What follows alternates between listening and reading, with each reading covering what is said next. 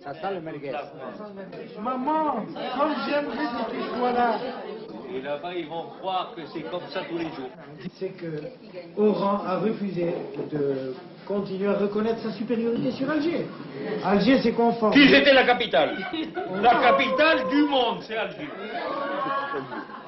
Ah, ça y est, on remet ça.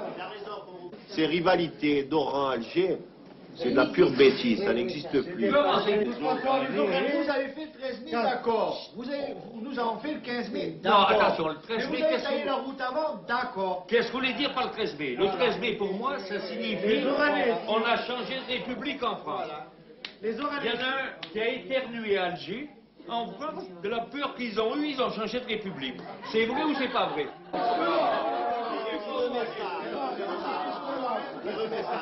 Il faut le dire comme c'est. Bon, moi je lui donne raison jusqu'à un certain point. De toute façon, Ça y est, certain point.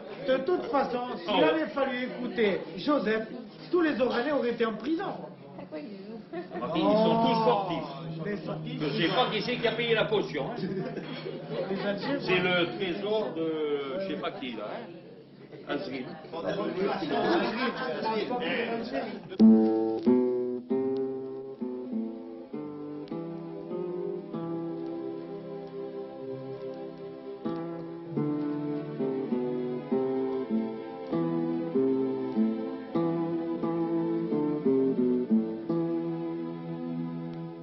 Nous sommes partis au mois de juin, quelques jours avant l'indépendance. Le jour où les réservoirs d'essence ont explosé dans le port d'Oran, nous sommes partis 6 sur un bateau de 8 mètres. Nous avons mis 32 heures pour venir d'Oran à Alicante. Il y avait des navigateurs avec vous? Pas du tout. Le seul navigateur, c'était moi qui n'avais jamais conduit un bateau de ma vie. Et vous êtes arrivé alors ici? Parce que le bon Dieu a voulu qu'on arrive.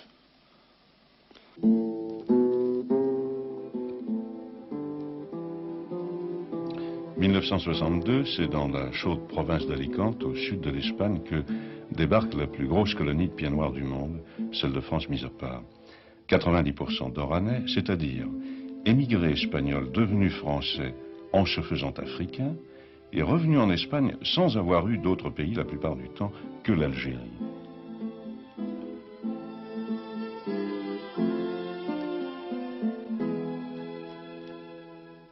J'y suis né, je suis resté jusqu'à ce qu'on nous a mis dehors, pour ainsi dire, les Arabes, quand on est venu ici en France. Et ici à Alicante, vous aimez Alicante? Oui, je ne sors pas parce que je ne peux pas trop marcher. Je ne sors pas trop. En ville, j'ai vu 2 ou 3 fois. C'est très bien. J'aime bien. Mais vous auriez préféré rester là-bas? En Algérie, oh, certainement. J'aurais préféré. Vous aviez une maison là-bas? Oui. Où ça? Près du port là-bas. Une maison grande neuve qu'il y avait. Boulevard Front-de-Mer. Front-de-Mer, on appelait la maison. À Oran. À Oran. Oui. Vos parents aussi, ils étaient de là-bas? Mes parents n'ont été d'ici, d'Espagne.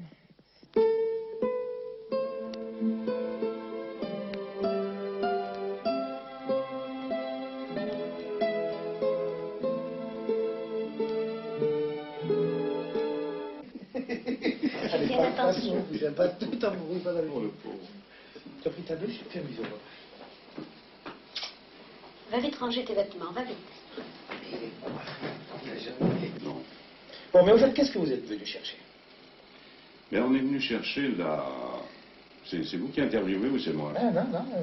On est venu chercher des images un peu pour l'histoire, si vous voulez, parce que finalement, les pieds noirs, qu'est-ce que c'est? C'est une espèce, pour parler zoologiquement, qui aura duré 130 ans, qui n'existera plus en dehors de l'Algérie. C'est difficile de... oui. On dit que les Indiens aussi sont des races en voie d'extinction. On nous les montre sous tous leurs aspects. Je me souviens d'une émission qui m'avait beaucoup frappé. On avait prétendu que les Indiens étaient les gars, aux États-Unis particulièrement, qui était susceptible de monter le plus haut sur les structures métalliques. Vous l'avez vu, cette émission? Ce sont les spécialistes du nettoyage des vitres à New York, sur le gratte-ciel. Exactement. Je cherche encore quelle pourrait être notre spécialité. De toute façon, si vous faites allusion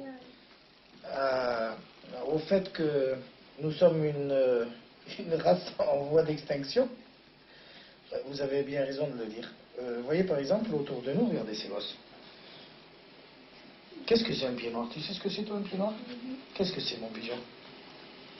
C'est pas, hein? Toi, qu'est-ce que tu es? Toi, qu'est-ce que tu es, toi? Un patos. Un patos. Oui, il y a quand même un distinguo qui est très subtil. Vous avez saisi la nuance, je pense? Oui. Bon. C'est la différence qui a toujours existé chez nous, en Algérie, entre ce qu'on appelait un pied noir et ce qu'on appelait un patos. Ça dépendait de la position par rapport à la Méditerranée. Quel était né l'individu en question.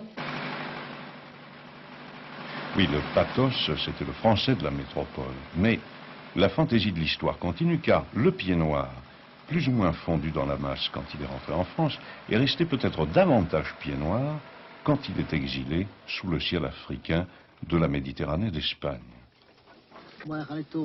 Monsieur Sturla, quand vous êtes arrivé ici, c'était comme ça? Oui, le terrain était exactement comme ça.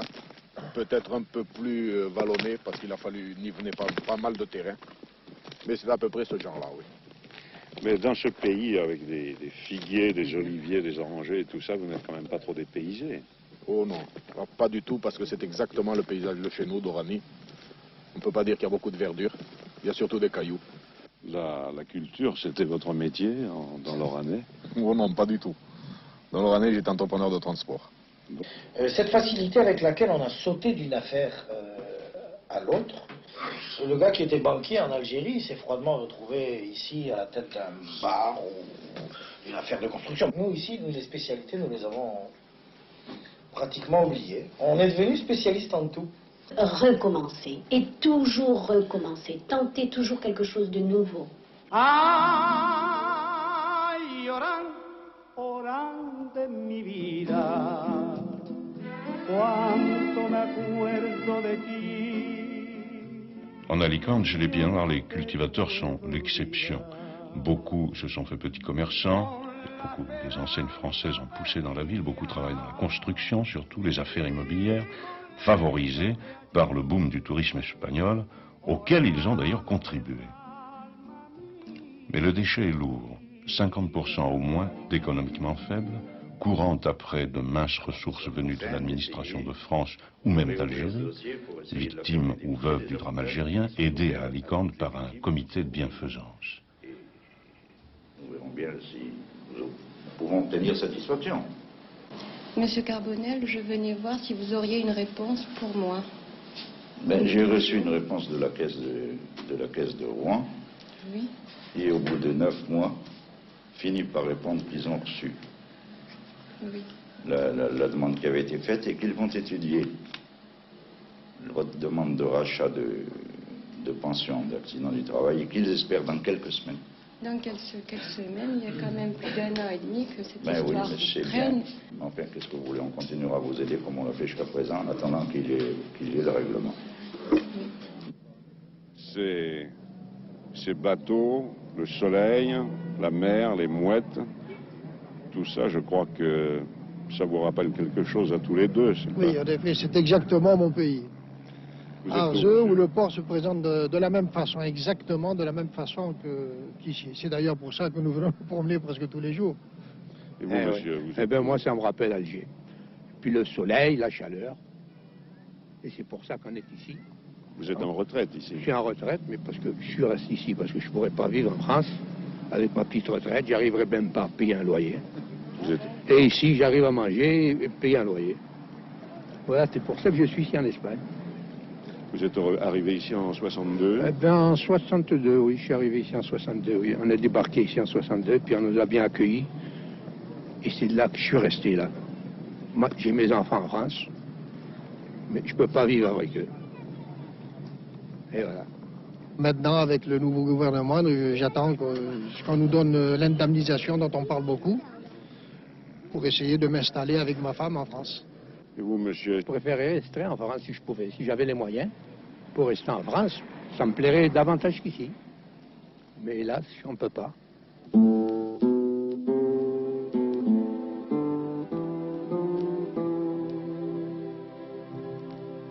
Ça nous a coûté horriblement cher de nous implanter ici. On a pris des claques, on a pris des coups, on a appris à vivre, on a appris à travailler.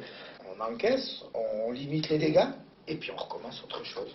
Et surtout, on sourit toujours.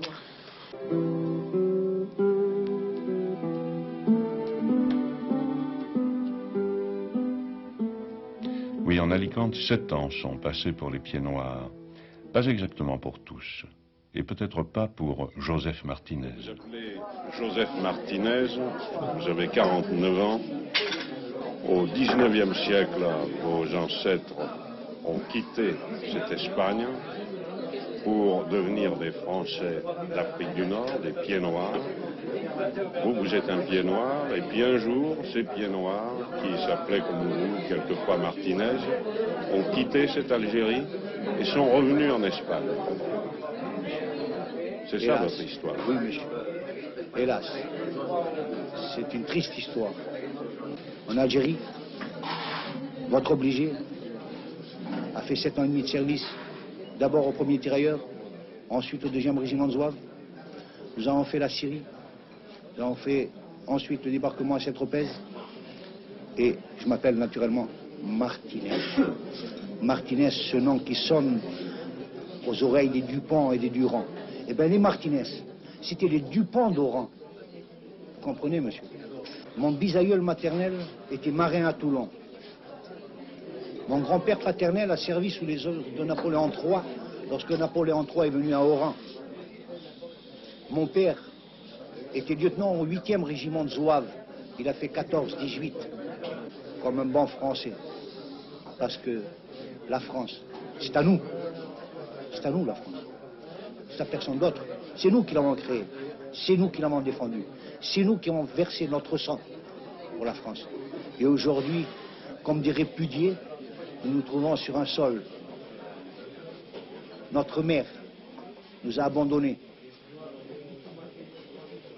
Une marâtre nous a accueillis, mais bien accueillis. Est-ce que vous voulez bien que nous revenions un petit peu en arrière et vous nous parliez de votre vie à Oran? Ma vie à Oran, j'étais un fonctionnaire de l'administration pénitentiaire. Vous étiez gardien-chef de la prison d'Oran. J'étais surveillant principal à la maison d'arrêt d'Oran. À la maison d'arrêt d'Oran. Oui, monsieur. Et, alors, et j'ai eu des détenus, des frères.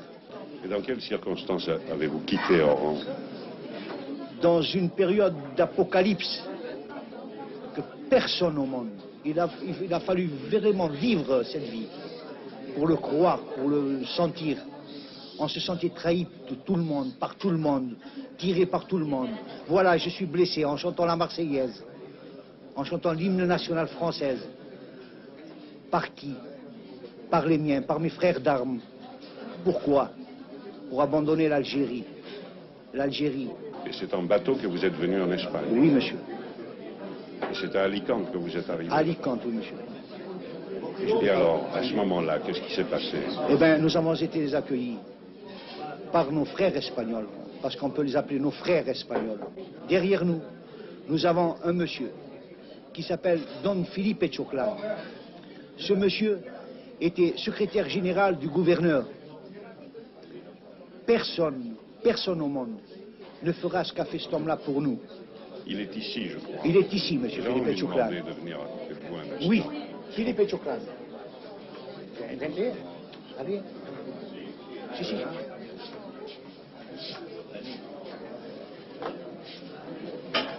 Ce monsieur que nous avons en face de vous, nous lui devons tout. Tous les pieds noirs réunis ici, nous lui devons notre vie à monsieur Don Philippe Choclan. C'était notre père spirituel. On n'a pas de mots pour le remercier. 17 ans ont passé. Comment vous sentez-vous aujourd'hui et qu'est-ce que vous pensez de tout ça? La page est tournée. La page est tournée. Moi, je suis très heureux. J'aimerais terminer mes jours ici, en bonne santé. Je me sens chez moi ici, plus chez moi ici qu'en France. Pourquoi vous la laissez là? Parce que j'ai besoin d'elle. Parce que M. Martinez, c'est mon ami. Ah, parce que rien qu'à moi vous chargez. La roue elle tourne dans la vie. Allez. Bande de voleurs, dis.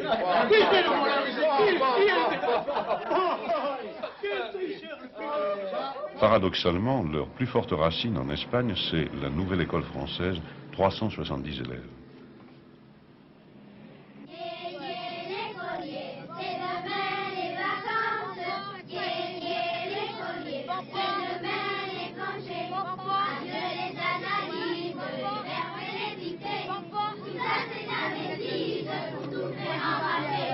Comment t'appelles-tu?